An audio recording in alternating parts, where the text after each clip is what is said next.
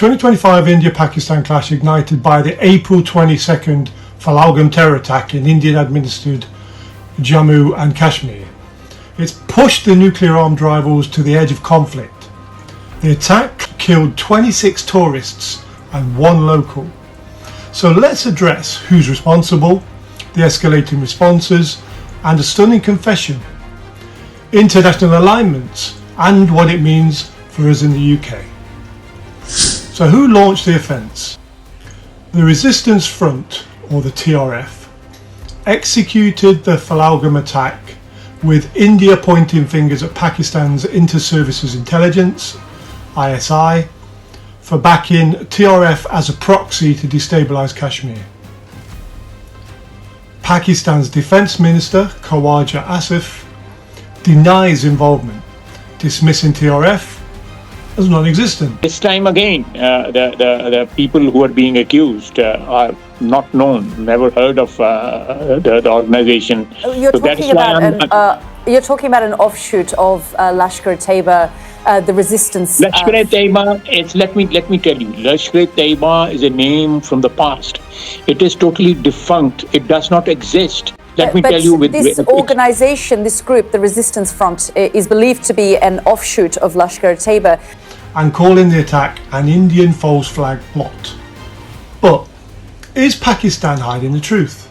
How India retaliated. India hit back hard with diplomacy, slashed its Islamabad staff, and rallied G20 support to corner Pakistan. Economic and border moves. They suspended the Indus Water Treaty, shut the Attari Wagah border, and banned Pakistani nationals flooding Pakistan's Kashmir, followed unnotified water releases. Military flex. They launched massive air and naval drills, traded fire along the line of control, or the LOC, and eyed cyber or rapid strikes under its cold start strategy. Kashmir crackdown. Demolished militant hideouts and arrested hundreds. How did Pakistan retaliate? Pakistan did not back down. Diplomacy and trade. They expelled Indian diplomats and halted trade and closed airspace to India while ditching the 1972 Simla Agreement. Military moves. They fired across the LOC, deployed troops and flexed its nuclear arsenal, with officials boasting 130 plus missiles, all aimed at India. Water warning. They called the water treaty violations an act of war, hinting at a full-scale response. Cyber attacks. They hacked Indian websites and spread online chaos. A shocking confession by Pakistan. Pakistan's Defence Minister Khawaja Asif admitted on Sky News, "We've been doing this dirty work for the United States and the West for 3 decades."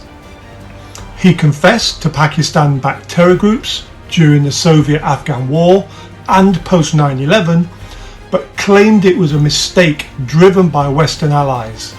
Asif further denied Pahalgam involvement, insisting it's an Indian setup. Does this confession expose Pakistan's terror ties or deflect blame altogether? So which countries are supporting whom? India's backers, the USA. They support India's anti-terror stance but stay hands-off, with Trump calling it a 1500-year feud. Russia. They've warned against travel to Pakistan, quietly siding with India. G20 in the Gulf. India's pushing for diplomatic wins, but no firm pledges as yet. Then there are Pakistan's allies. China, Pakistan's top partner, urged calm but could back them quietly. The OIC. Pakistan wants Islamic nations to slam India. Iran offered mediation, leaning neutral but sympathetic.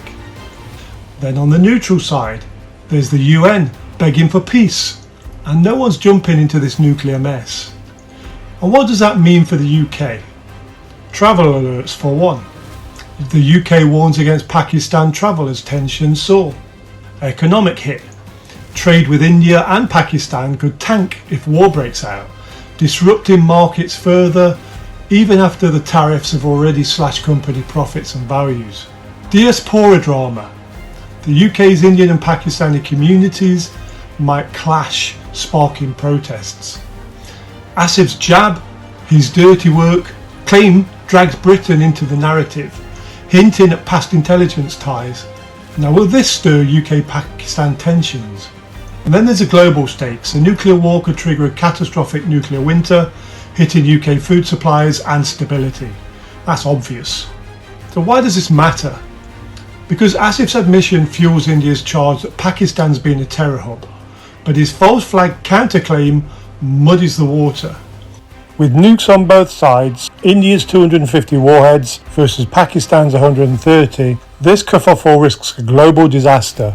The UK is caught in the crossfire, with diaspora, trade and diplomatic headaches.